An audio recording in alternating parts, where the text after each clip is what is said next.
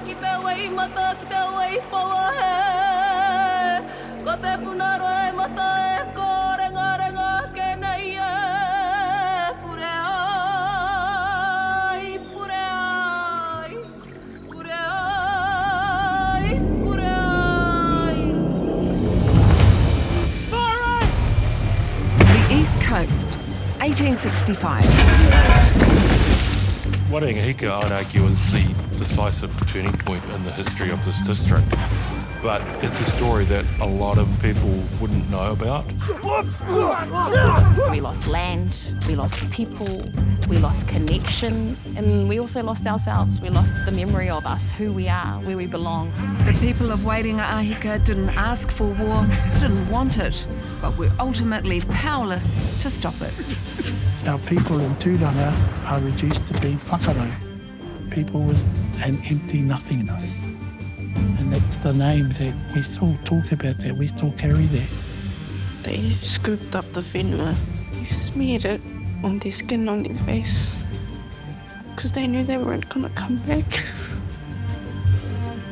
This is a story of defiance, of betrayals and tangled tribal loyalties, and a story of Māori resilience in the face of land grabs, deportations, and cultural devastation. I'm Mihi Ngārangi Forbes. Join me for the stories of Waerenga-a-Hika.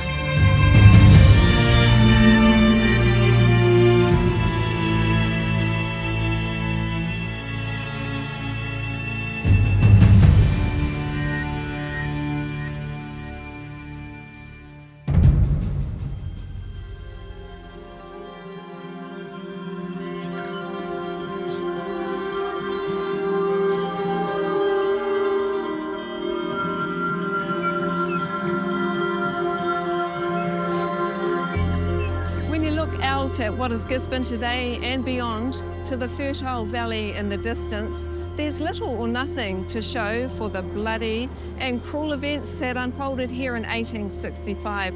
Events manipulated by just a handful of settlers and a colonial government bent on breaking Māori autonomy and seizing land for themselves. 11 k's inland from Gisborne, late 1865. Māori gather in solidarity and safety at Waerenga-a-Hika. Waerenga-a-Hika, it was a place they guarded. And those gardens allowed a large population to be supported there. Because of their large population, the missionaries came there. And with that population, they had wharewananga. Those wharewananga weren't about wharetūtaua or going to war. They were about arts. We know the Tongas there were carvers, they were musicians, they wrote waiata, they learned whakapapa, they did navigation, stargazing.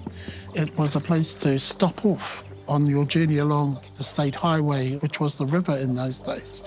The fun and the recreation that happened there, the swings they made, the learning and the mātauranga that was there. We have lots of those sorts of stories. It's basically like a bustling metropolis. It's the CBD, it's the economic hub, everything's going on there. It's well populated. Pākehā Māori are living harmoniously together with each other. They're trading, they're working together. It's actually one of the main stops in Tūranga of the time. Many are recent converts to Pai Marire, a new religion of resistance that's been embraced by the Kingitanga. But for Ngāti Porou and the Crown, it's seen as a threat to their authority. Pai Marire, it was really around Māori taking faith into their own hands. Part of Pai Marire's messaging was to reject British missionaries or Anglican missionaries. We're here at Waerenga-a-Hika, and this was the headquarters of the Anglican Church from 1857 onwards. Bishop Williams was based here. The original church was on this location, and just up the road was the bishop's house as well, part of an estate of around 600 acres that was gifted to the Anglican Church by Te Whanau Taupara in 1857. After 1840, the British government was essentially irrelevant here. They were already politically independent. They controlled the district, and you can see through the 1860s growing disillusionment with local missionaries for things like the role of Bishop Selwyn acting as a chaplain to the British Army during the invasion of Waikato. And so there's kind of a parting of ways, and Pai Marire is a strong way of embracing a new faith that is independent of those Pākehā missionaries.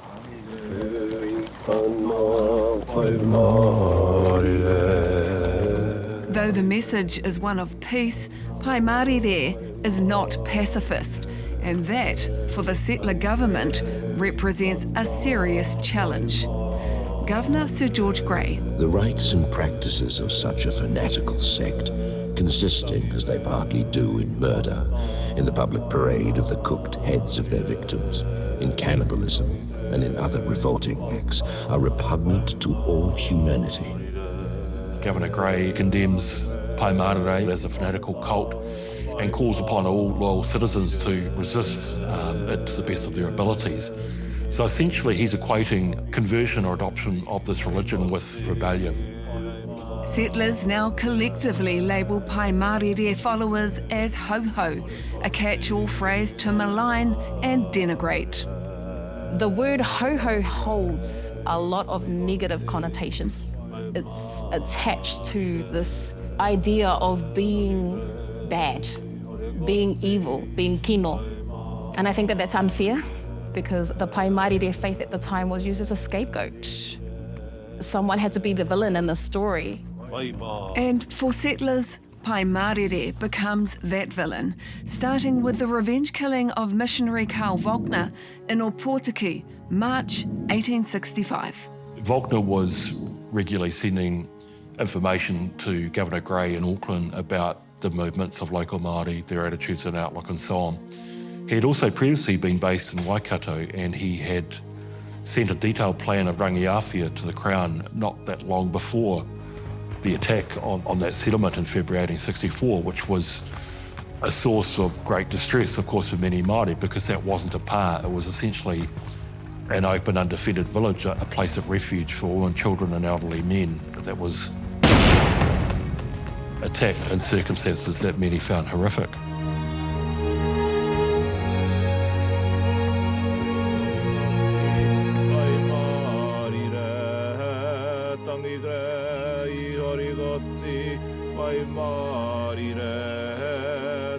Shortly after the Volkner slaying, two Pai Marire emissaries leave for Turanga with a grisly call to arms, the severed head of British officer Captain Thomas Lloyd. He was killed during a crop-burning raid on Māori land in Taranaki. Captain Lloyd was leading a party of British and colonial soldiers in Taranaki in April 1864 when they were ambushed at a place called Te Ahu, and 7 of their number were killed, and their bodies were later found and they'd all been decapitated. And again, this reinforces the notion of Pai Marire as a bloodthirsty, barbaric cult. We did take heads, we did show them off, but we had a tikanga wrapped around that, and most of that was, if you were worthy, your upoko was preserved, and that upoko continued to participate in the tikanga of your people. And the preservation of upoko is something that's lost when you take it into a Western settler perspective. That it was a perfect ingredient to bring fear to the district, to bring anxiety amongst the settlers, to justify the war effort coming this way.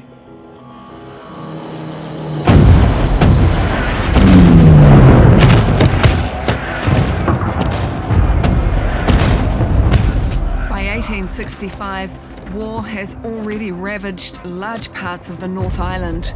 Waikato has fallen. Tauranga has fallen. But the Imperial Army is struggling to bring Taranaki to heel. The last thing Turanga needs or wants is war coming to them. While colonisation is happening, while the land wars are happening all over the country, we're sitting pretty on the East Coast.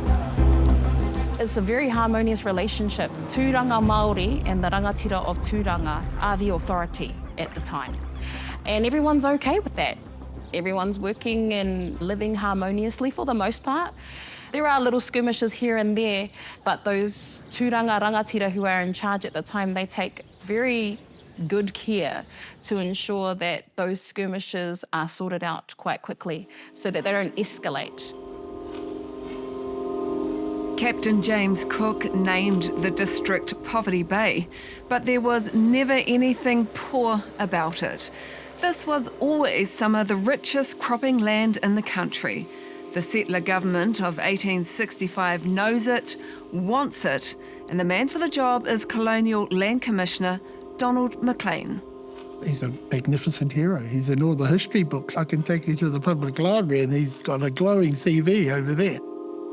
Almost sound like I admire him, but that's a skill and a capability of ruthlessness that was going to come to Tūranga, and really the tipuna had next to no hope of getting around that. McLean is fluent in te reo Māori. He cultivates relationships with many rangatira, but one of the other things he also does is exploit tribal rivalries. And so in this district he does that in 1865 to define one side as loyalists of the Crown and the other as rebels.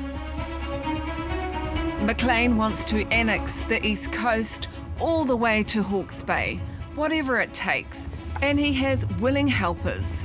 In May 1865, his ally, Ngāti Porou rangatira Mōkena Kohere, provocatively hoists the Union Jack on Kaiti Hill, above the Gisborne of today.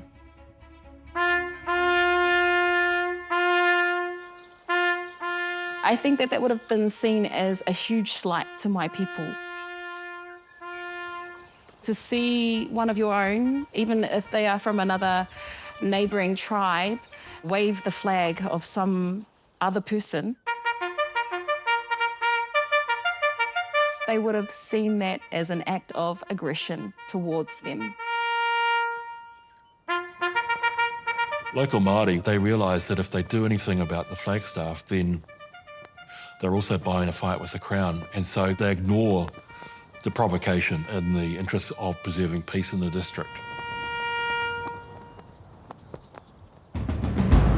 But further north, civil war is already engulfing the region. Ngāti Porou o Ngāti Porou, those who follow Pai Mārire and those who want them gone. Soon after the war begins, Donald McLean sends arms and Pākehā soldiers to fight alongside those Ngāti Porou rangatira who now become seen as allies of the Crown. And so by intervening in what was initially purely a Ngāti Porou internal war, this becomes seen as putting down a rebellion. Pai Mārire are driven south to Tūranga and arrive at Waerenga-a-Hika as refugees. By November, their pursuers, armed by the Crown, arrive in big numbers to settle accounts. The Ngāti Porou allies who came south, they're really fighting their own war for their own reasons, which happens to be an alliance with the Crown, and McLean exploits that to his advantage and secures a very powerful contingent of allies to fight alongside the much smaller colonial force at Waerenga-a-Hika. McLean senses victory. He arrives in Tūranga on November the 9th. McLean, he issues an ultimatum the following day on the 10th of November, and he demands that all murderers be given up, that an oath of allegiance be taken, that restitution be offered to settlers for any damage to their properties, but also that the Pai Mārire refugees from the East Coast be expelled from the district. The first wave was 170 refugees, and then the second wave was about 200. They didn't want to go home, but our Tūranga chiefs had to send them back because it wasn't safe for us to have them here. And that was a very emotional thing for our tipuna, because our relations, they're more than just your cousin. There's a love and a dedication to each other. By November the 12th, Rongo Whakaata rangatira and revered carver, Raharuhi Rukupō, is at his wit's end. He's met every one of McLean's demands, and it's still not enough. Out of time and options, he dictates one last appeal. Noe mā tekau mā rua, ko tahi mano warurau, ono tekau mā rima. When I read that letter the very first time, I cried. Kia te makarini. I could hear that he knew that this was probably going to be the last opportunity that he got to plead with McLean. Kai whangaroa mai koe ki tota maiti tēnei, kei te romiromi mari e ahau kia rite te maoka. Kua rite nei anō te maokatanga. If Donald McLean doesn't listen to what he's asking, he knows that his people are going to be absolutely obliterated. And you can hear that coming through. He's written prolifically to McLean. And the very last letter he sends says, we have tried to settle these little skirmishes. We have compensated the settlers. We have said to the Paimarire, please do not come here, or if you're going to come here, go straight through and go home. We have met all of your terms. Puritea mai tērā o te riri, kia kitea no wai te he. Katahi, ka tuku mai ai ki te pui koe. Ki te hara mai koe, kia tere mai. Ka huringa kōrero. One of the key things is that McLean sent his letter on the 10th and they respond on the 12th, but in between, on the 11th, the Paimarire refugees from Ngāti Porou return home. And so local Māori are reportedly elated by this. They think there will be no war here now because the key demand that McLean made was the expulsion of those refugees, and now they've gone. There is no reason for war anymore, if that's what they think. McLean has no intention of changing course, and the handful of settlers in the district demand nothing less. One of Donald McLean's closest political allies, he writes to him and he says, it's time we taught the natives there a lesson. That's the attitude of many settlers, that it is time to destroy Māori autonomy in the district. It's time to impose substantive Crown control and authority over the area. Kia te makarini, e te hoa, tēnā rā koe. He'll never get a better opportunity to do that than at Waerenga-a-Hika in November 1865, and that's what he pursues.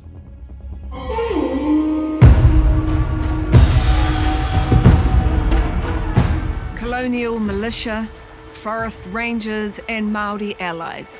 They're battle ready and on the move.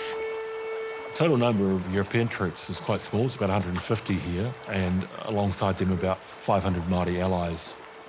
Probably about 300 of them are from Ngāti Porou, and the balance are local Turanga allies of the Crown. Allies like the Kōti Arikirangi Te Tūruki, the legendary warrior, who will later mount his own campaign against the Crown. Now he's fighting alongside Mōkena Kōhere with the Crown and against his own brother at Waerenga-a-Hika. Kupapa, a collaborator. But why? They had seen what had happened to the rest of the country. Tainui Waikato decimated. Then all of Taranaki decimated. So what were they going to do? Where were they going to find a future for themselves and their mokopanas? Was by readjusting allegiances. It was about life or death. Simple as that. By November 17th, some 500 men, 300 women and children are sheltering in Waerenga-a-Hika. Outside, the attack force is taking up position, but Major James Fraser, the commander, holds back. It's a siege in the sense that Fraser decides not to attempt to storm the pa. I think he probably assesses that it is strong, and as a result, it turns into a siege. So what he's hoping to do is to inflict sufficient damage by firing into the pa in order to cause its eventual surrender. As defenders take up position on the firing line, they're acutely aware of what they're up against.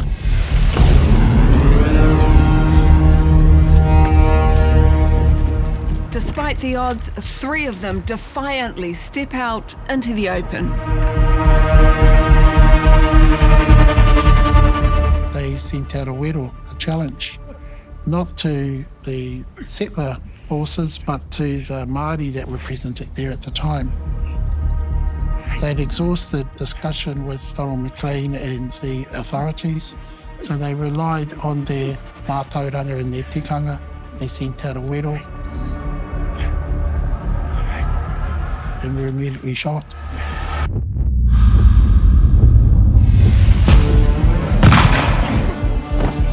It's the measure of what's to come. The siege of Waerenga-a-Hika has begun. Women, children, men, innocent people. They were just scared.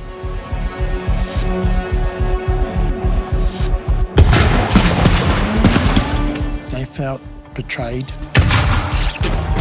not only by the settlers but also by some of their own.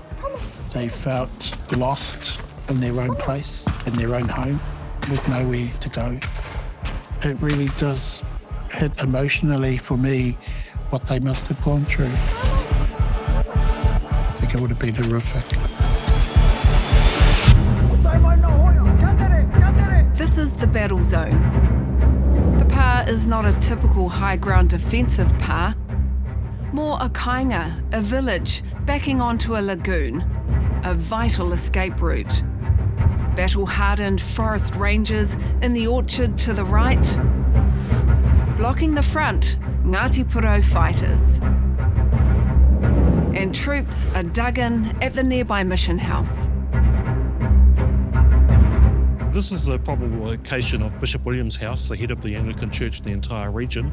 Off over to the fence line over there would have been the advanced colonial position, and beyond that towards the orchard in the distance was where the Waerenga-a-Hika pa was.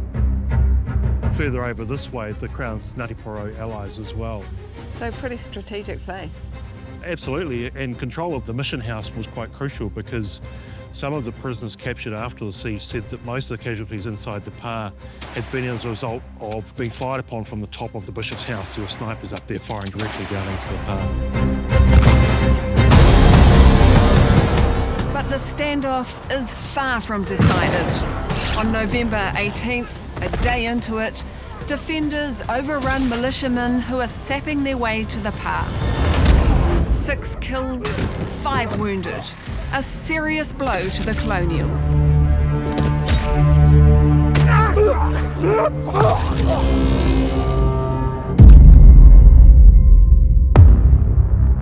Next day, Sunday, the Sabbath, after devotions, the defenders have another crack. The night before, Senior Rangatira Anaru Matete slipped waves of reinforcements past the colonial lines and into the pa. Next morning, they break out. Anaru Matete, a whanau kai in Waerenga-a-Hika, leads about 200 men, and a fierce gunfire follows. Ngāti Porou warrior, Tuta Niho Niho, is in the thick of it. A ho-ho struck a blow with his taiaha and struck me on the hand, breaking one of the bones. This caused me to drop my gun, but I picked it up with the other hand and made shift to drive the bayonet through the body of the ho-ho until the point protruded from the back of the man. The attack fails terribly. 34 rongo whakaata killed in that single engagement for just one government casualty. 2 days later, the final day of the siege. Major Fraser ups the ante with improvised shrapnel.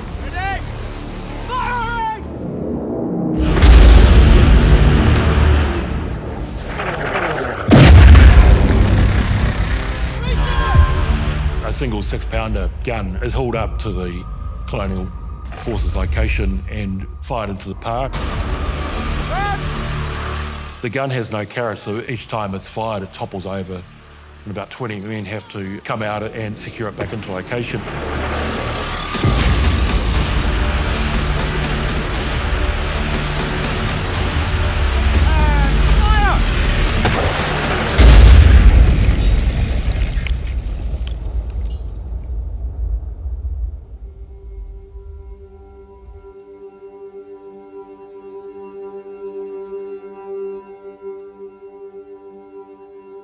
During the week-long siege, as many as 130 Māori may have died.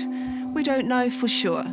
Government losses were far less, 20 dead, 11 wounded. We lost lots and lots of lives. When you think about the population that was there and how many people were killed, it was a decimation. So that's a huge cost to us. We lost our land. That's a huge cost to us.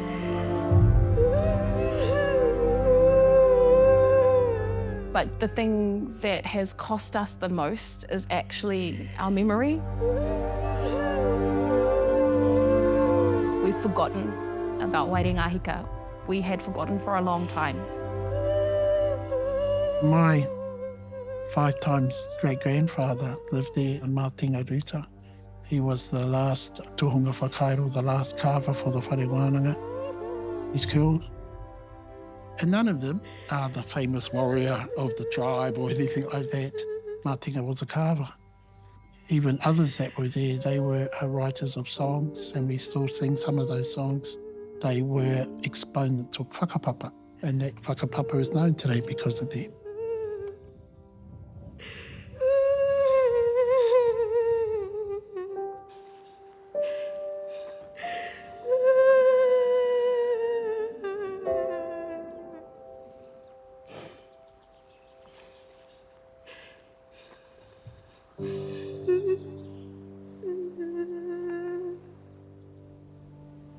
Major Fraser knows the pā is still too well defended to risk attacking. Okena Kohere suggests to Fraser that perhaps those inside the pā might be invited to surrender.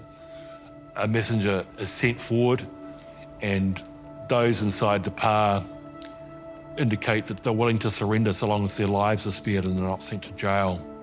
Fraser sends back a message that he reserved the right to send the worst of them out of the district, but that most of them wouldn't be. So they have an expectation that they're not going to be exiled or sent to jail as a result of that. After some discussion, they agree to those terms. But almost half of those holding out in the pā are not prepared to surrender. They vote with their feet. About 400, so about half of the pā's occupants escape over the 2 days prior to the eventual surrender. For many of the Crown's local allies, they didn't want to fight those inside the pā, and they're accused of firing blanks, communicating with those inside the pā, which makes sense because their own kin were inside the pā. They didn't want to kill their relatives. So George says afterwards that those inside the pā knew about our gun coming up before we did.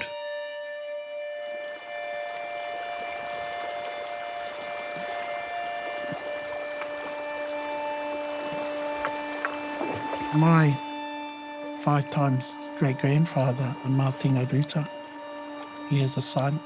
He's going to escape out of there because he has a child, a 2-year-old, that he'll evacuate out to safety.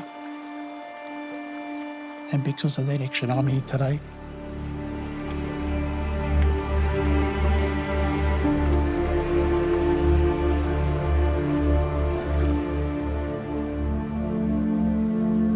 On the 22nd of November, a week after it began, the siege ends. The defenders of Waerenga-a-Hika surrender unconditionally. Their flag bundled up with all that it represents: mana motuhake, freedom, peace. The dream of Waerenga-a-Hika is over, and what lies ahead is a forced march to Napier and then exile, deportation.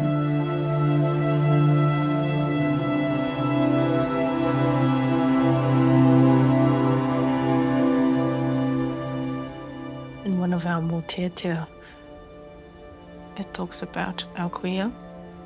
It says, I manene mai ahau, I taku whenua, roi roi e, roi roi referring to our tipuna, tōtoi ia te one ki Waerenga, grab the scent or the whenua.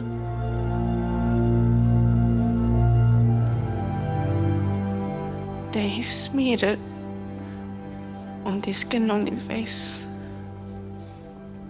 because they knew they weren't going to come back.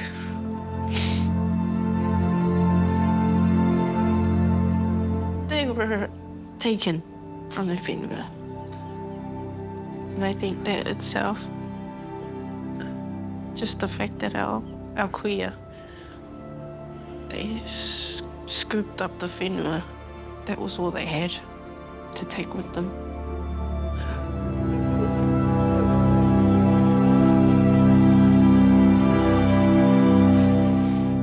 There's a lot of mamai with our pakeke, the ones who carry that taumaha. That's what's been left for my generation.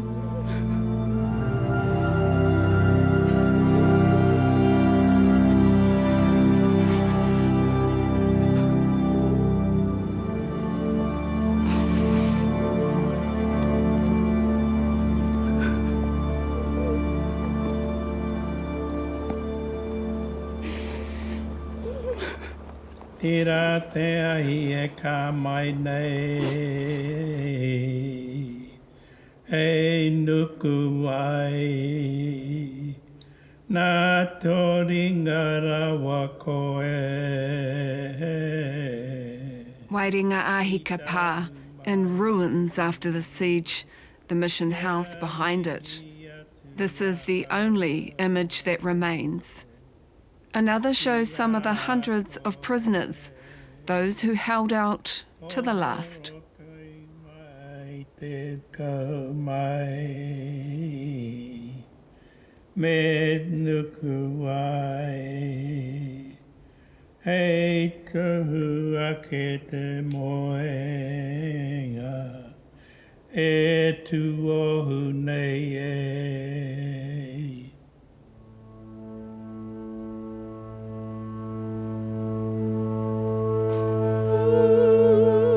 It was decided who was the worst characters, and they were sent to Wharikauri, imprisoned on the Chatham Islands without trial. Te Kote was one of them.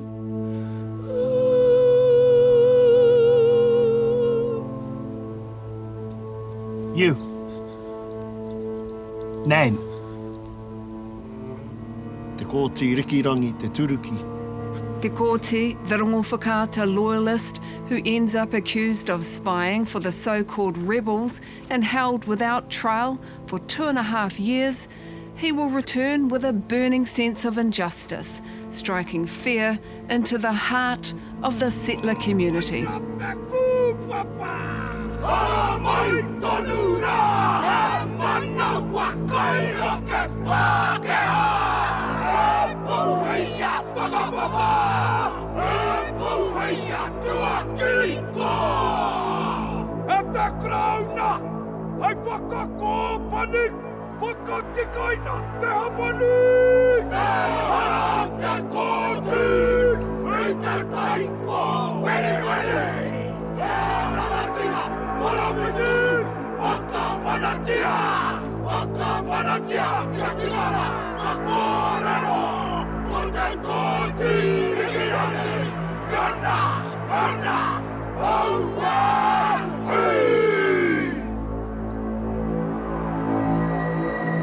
Nearly 300 Tiranga Māori are sent to the Chatham Islands and imprisoned there without trial, and that includes women and children who'd accompanied their men. So that's a very substantial proportion of many local iwi tātanga amahaki. 40% of the iwi are sent to Wharikauri, and they're held there indefinitely, basically while the Crown's making arrangements to confiscate their lands back at Turanga.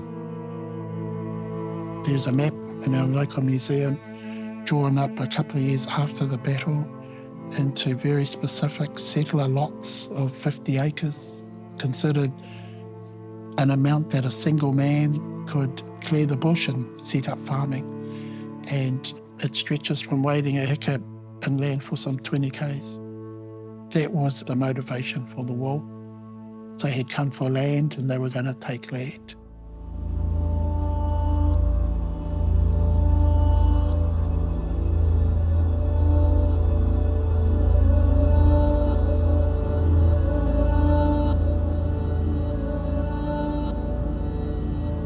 Almost everywhere you look driving through this valley, you see prosperity, superbly rich farmlands and wine-growing regions.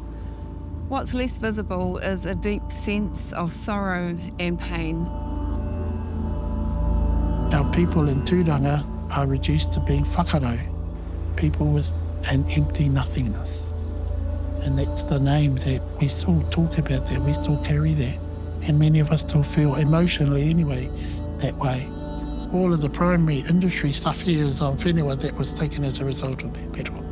It's still very rich, it's still able to grow kai and feed people, except now it's part of our primary industry that we get to work on. We get to be the pruners and the weeders and the harvesters of the packers of this stuff. They still needed a workforce, and we've been doing that all of my life. At first, the government had its eye on the entire Poverty Bay district. It settled on some 23,000 hectares of the best by way of questionable deeds of cession and confiscation.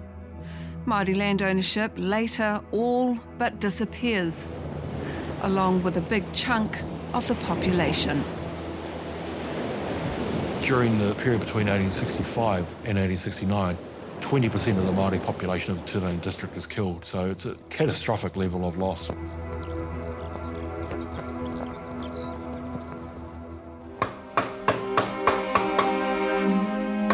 But some things can't be extinguished. Some things endure. Nick Tupara is a carver, like his tipuna Matinga Ruta, who fought and died at Waerenga-a-Hika. We keep his memory going, we keep the stories going, so we can immortalise not only the tipuna but the tikanga that goes with that, and through our artistic endeavours are able to hold the stories to give to the mokopuna. As an artist and a carver, I think it's us ensuring that we're surviving by looking back and then using that for us to go forward. Toi has always been pinnacle to the cultural significance of our people. Martina Ruta, who's, in my view, his life was taken to diminish that.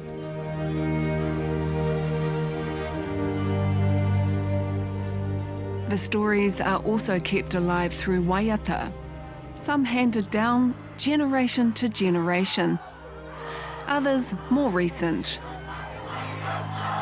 Waiata tie the past with the present, inspiration for youngsters like Niki Pewhairangi. Still at school, she's been chosen by her iwi as a keeper of their stories. One of my biggest aspirations is to return to the way we were before Waerenga-a-Hika, because we were brilliant and excellent people. We did our own trade, we had our tikanga and our kaua still practicing everything that made us who we are.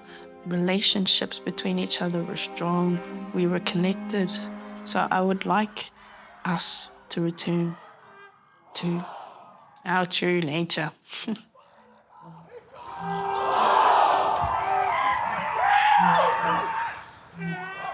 160 years on, Tūranga and the Ngāti Porou whanaunga gathered at Waerenga-a-Hika to heal and remember. Anō te ātāhua te āhua reko te noho tahi, o ngā tuakana me ngā taina I raro te whakaroko tahi. It's a thing of beauty to see our people standing together. It's going to be our people that lead the future, young and old, so that we build that resilience, we build that fearlessness, and we've got to be ready for the future. And I'm confident we're on the right path with what we're doing. It's taken us 160 years to get to this point. It'll take us another 160 years to get to the restoration of our lands and of our people. We're very clear on the vision of ensuring the total restoration of our people and our lands. The legacy before we had the 160th commemorations is a legacy of immense pain. So we lost land, we lost people, we lost connection, and we also lost ourselves. We lost the memory of us, who we are, where we belong, and what we are. We could have used this 160-year commemoration to cry about the things that we want to cry about, and that is valid. But instead, our leaders and our elders decided to take this opportunity that here in this time, those battles and those wounds, they've healed.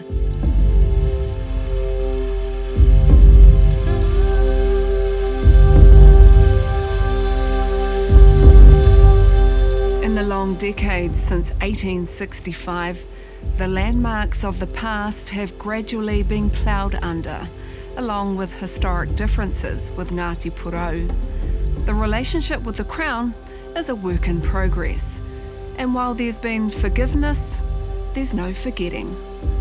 The memories of what unfolded here at Waerenga-a-Hika in 1865, for the people of this whenua, that's a shadow that will always walk beside them.